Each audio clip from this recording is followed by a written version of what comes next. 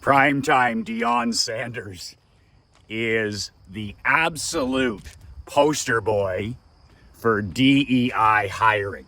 It just happens that he's in the business of football and the business of infotainment. Michael McLean, brassballsvideos.com. I am an ex-professional hockey coach, ex-amateur championship hockey coach, turned 8-figure entrepreneur.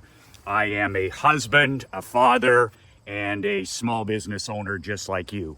If you would like to download a free copy of my brand new book, 5 Ways to Unfuck Your Life in the Next 30 Days, just click on the link below in the description, brassballsvideos.com. You can download it. I wrote it 2 months ago. It's a 22-page PDF. You can read it in one sitting. It's my complimentary free gift to you. The link is in the description below. So the one thing about sports is, especially college, you're always going to be in the infotainment business. And I loved as a former professional coach, amateur coach, I own my own team. I love when lousy franchises or schools, in this case, Colorado, when they do what I call the half Robin Hood thing. What the hell is the half Robin Hood thing? Well, the half Robin Hood thing is when you hire somebody who doesn't have merit as a coach or doesn't have merit as a CEO or a COO or a salesperson, and you hire this person because you want to bring in money. And admittedly, this dancing bear situation often works in sports. If you're running the University of Colorado, up until Deion gets there, your school is irrelevant. Nobody cares about the University of Colorado 2 years ago. So when you're sitting there, the alumni and the boosters and the sponsors and the president, they're like, one day they're sitting there working on their ethics and they're like, how about we approach Deion Sanders and hire him as our head football coach? And that's where these crazy clown world hirings start. It's not like Deion, Pro Bowler, Super Bowl champion as a player, Hall of Famer, absolute Hall of Famer. But that has nothing to do with your ability to develop young men, to coach X's and O's, all three areas of the game, defense, offense, specialty teams. It doesn't make you a recruiter. It doesn't make you a motivator, a person who inspires, none of that stuff. You're there by name only. And the best comparison I can remember coming from the hockey business that I was in is when the pathetic, and I mean pathetic, Phoenix Coyotes were looking for their dancing bear. Somebody who could sell some tickets, sell some season tickets, create some buzz with the bought and paid for media. And they did it with Wayne Gretzky. Now, Wayne Gretzky is like Deion Sanders. He couldn't coach his way out of a wet paper bag. But Gretzky, these guys, they think that because they're outstanding players, they're Hall of Famers, that they can do anything, right? And they got the massive egos. I've dealt with these guys my entire career in sports and in business.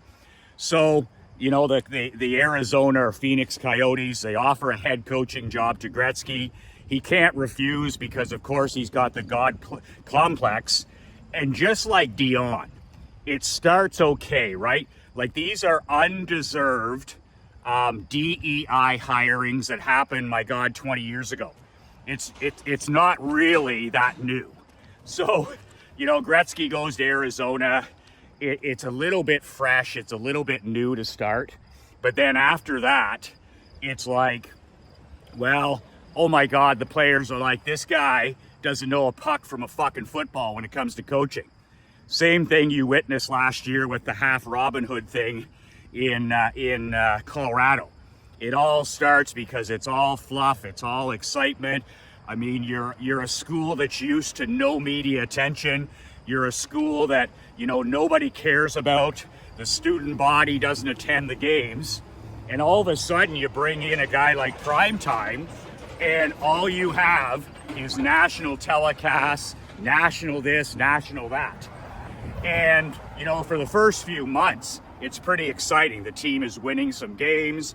You bring your kids with you, you bring some recruits with you, and it looks like, okay, we're going to have a competitive team here this first year, and we're going to get better in our second year of recruiting, third year of recruiting.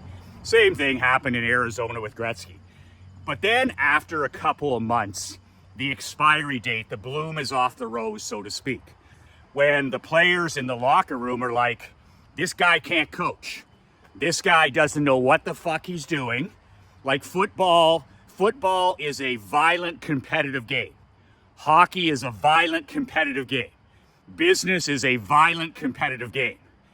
And when I see these admittedly Hall of Fame players say, screw it, I can coach, I find the whole thing comical, clown world stuff.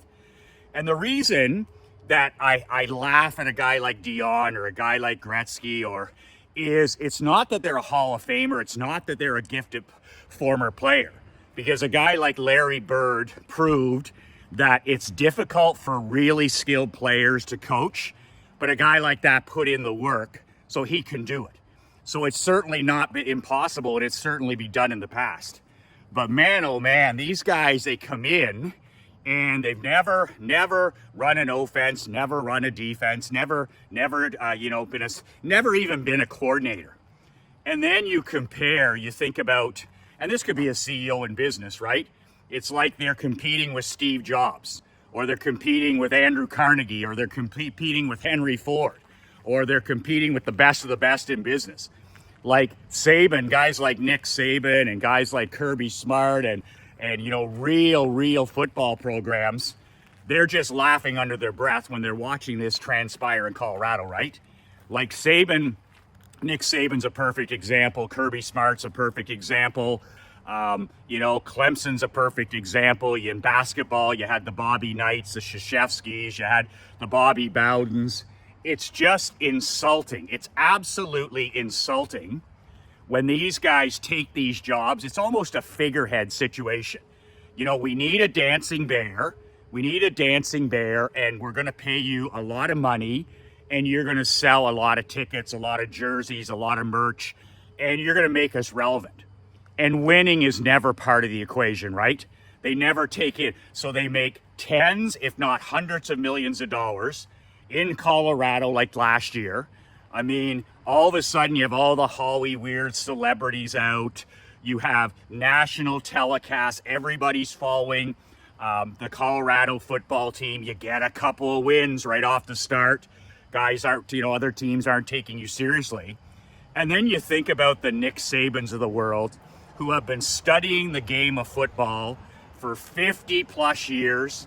I was listening to Saban talk the other day about how he spent every single offseason at NFL camps like Buddy Ryan, Tom Landry, learning, you know, Bill Parcells, learning the game just to stay competitive. And this is a national championship level coach. So when they make these hires, these undeserving Robin Hood dancing bear hires in any sport or business, I always enjoy watching how it plays out.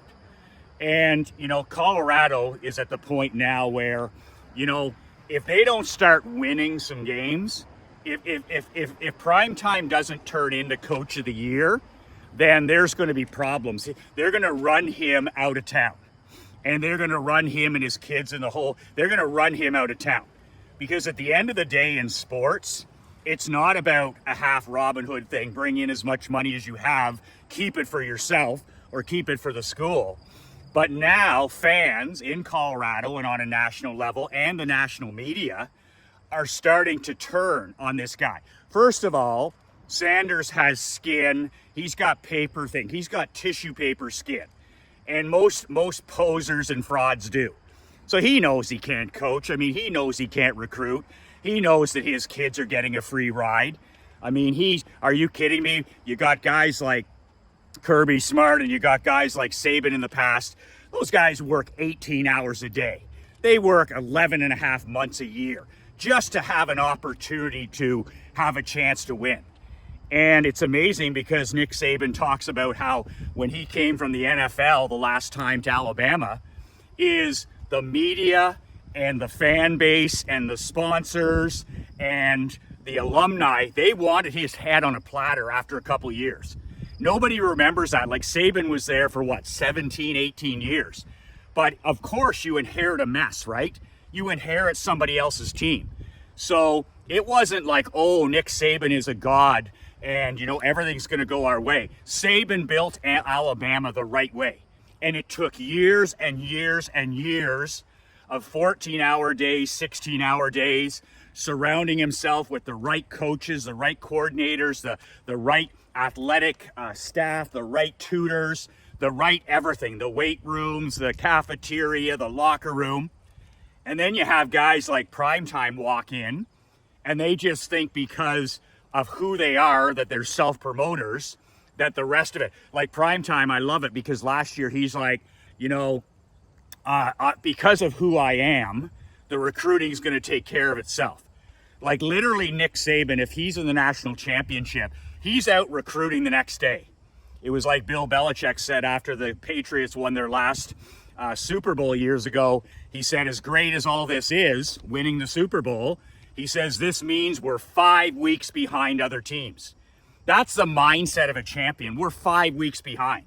And Saban and Kirby Smart and all the greats throughout history in sports and business have that same mindset. They're like, you know what? When you win, you're behind. I mean, I don't think that Primetime was putting in 16-hour days, crisscrossing the country, sitting at the kitchen table like Bobby Bowden. I just don't think it was happening. And, you know, he's the perfect poster boy, not for just undeserved hires. Okay, if you just want to make money like the school does, you know, admittedly, that's a good guy to bring in.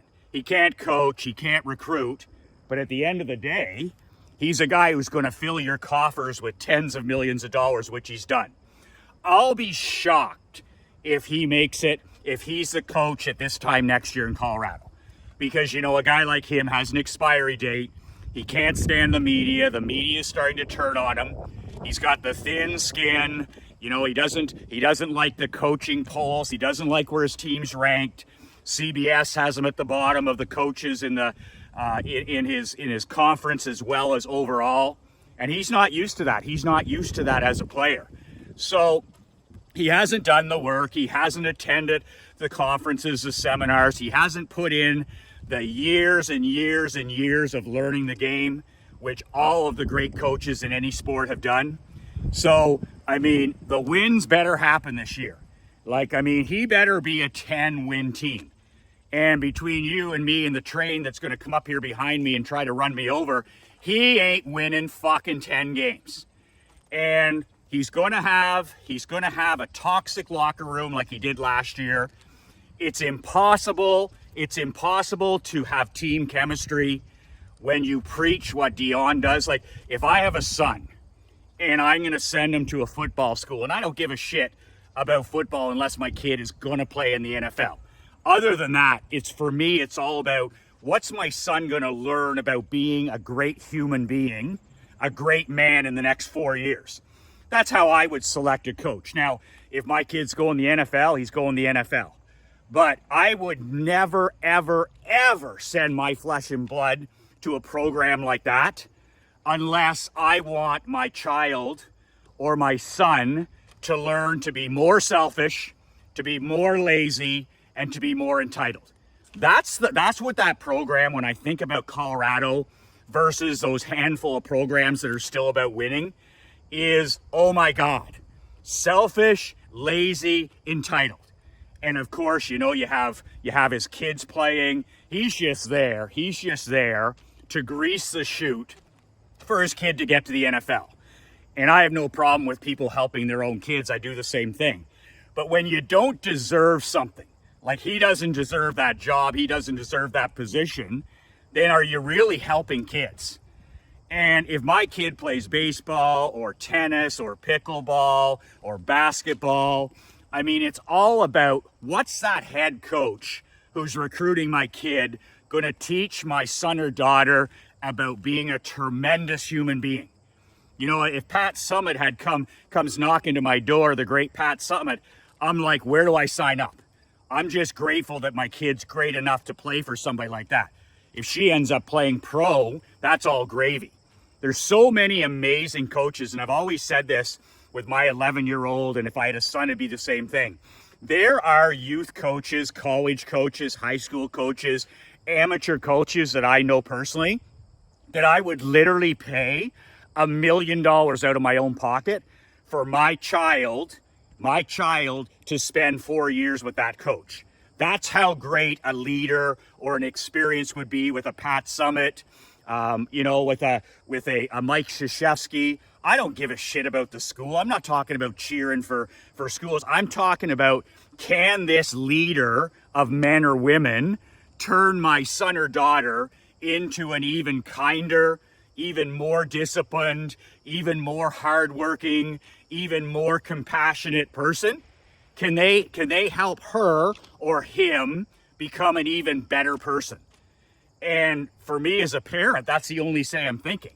So if you're looking at sending your kid to Colorado, you're not sending him there, what he's going to learn from Deion. You're sending him there because you want the exposure, you like circuses, you think your kid's going to play on national TV, but after a couple of years of that, it gets pretty old. And you have a device, you have a radioactive locker room too, because nobody there is earning their keep. Nobody there. Like if I'm there and I'm working every day and I'm in the film room and I'm putting in the reps and I'm showing up and I don't miss and I'm first in and I'm the last to leave. Do you think that's rewarded in Colorado? Or is it more like, hey, make sure that you're posting on social media between halftime?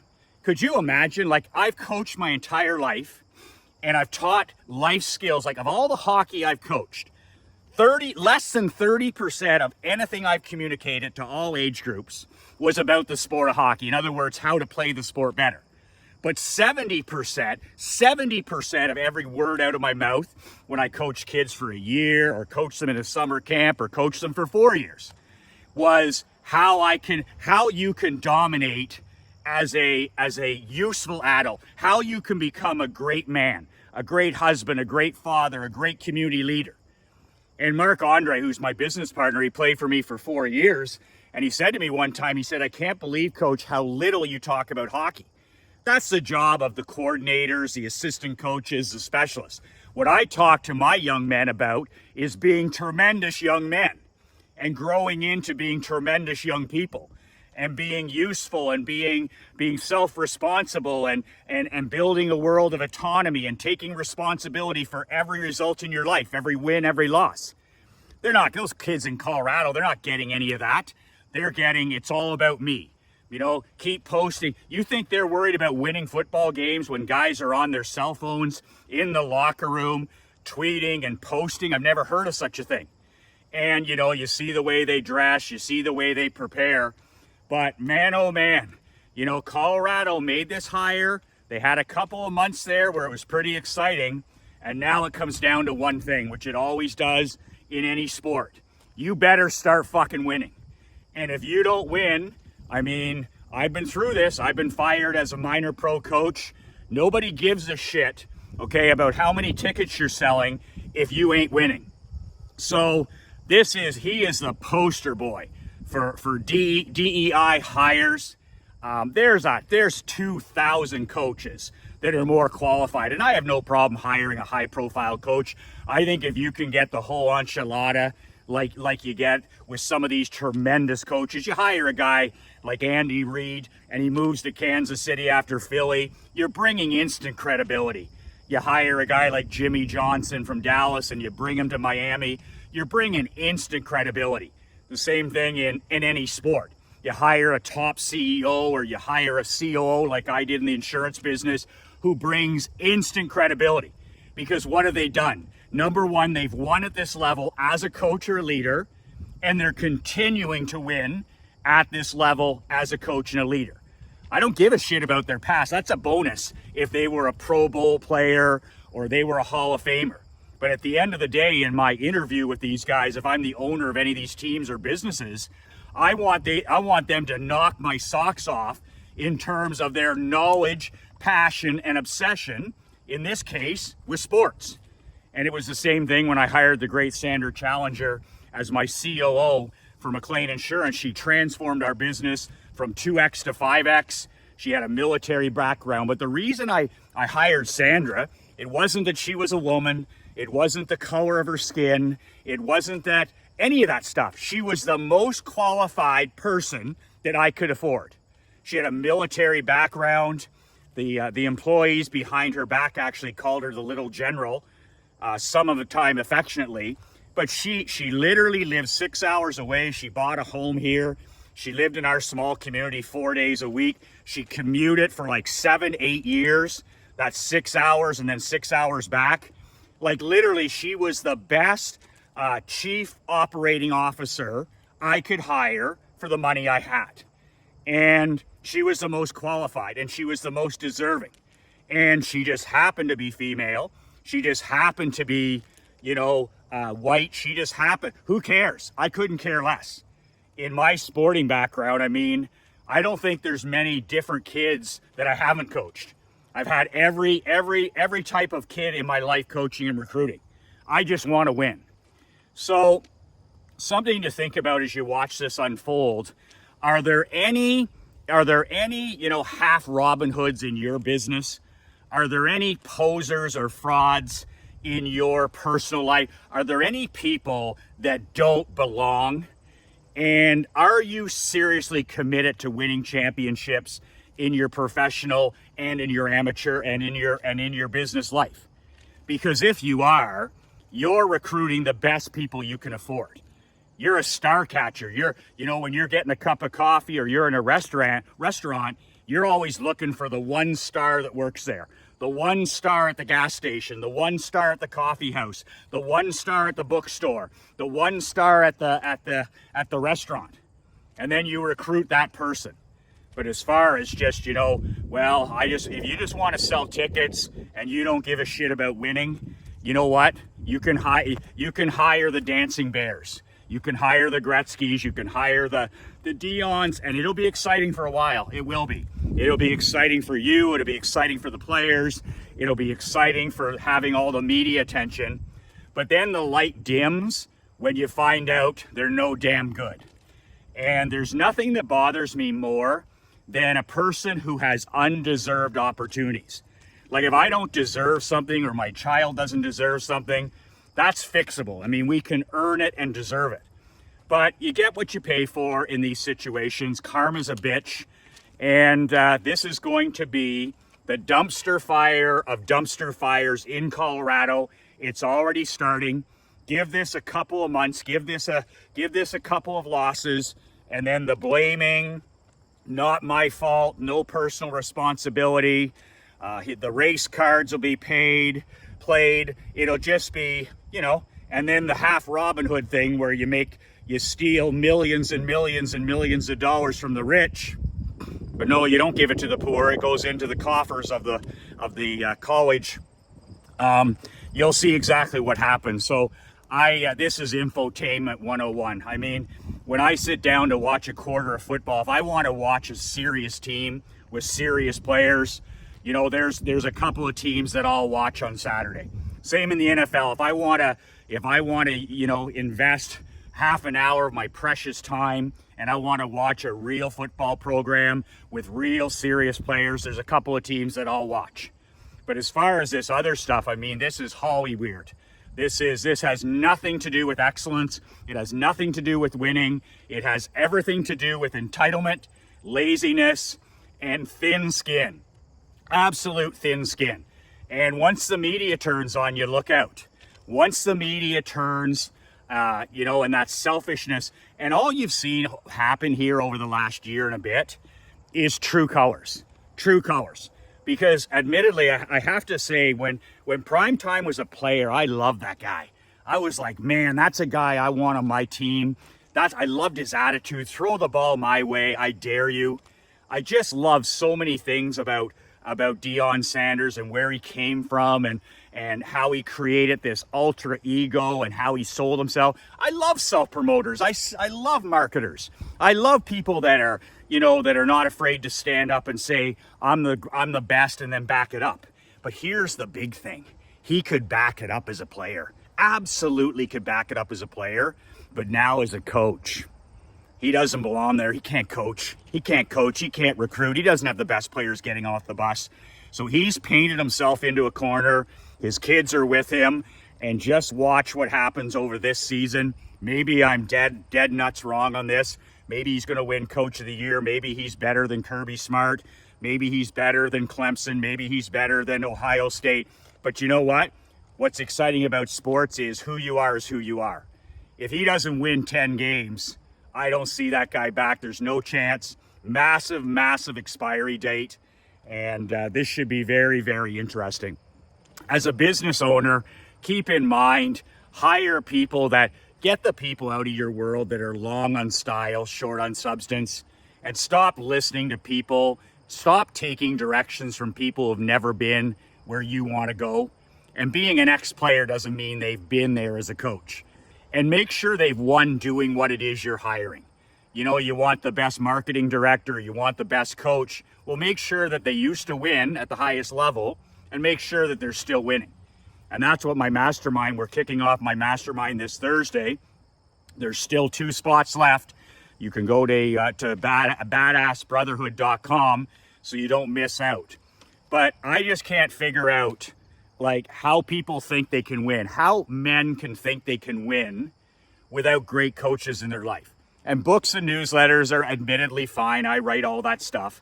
But my life transformed when I started bringing elite coaches into my life who were winning at what I wanted. I wasn't a millionaire until I hired and got around other millionaires. I wasn't a top 1% marketer until I got around other top 1% marketers. I needed to get in that room. And I needed to be around the winning. I needed to be around the accountability. And I made this mastermind coming up so simple, like $9.97 a month is pocket change.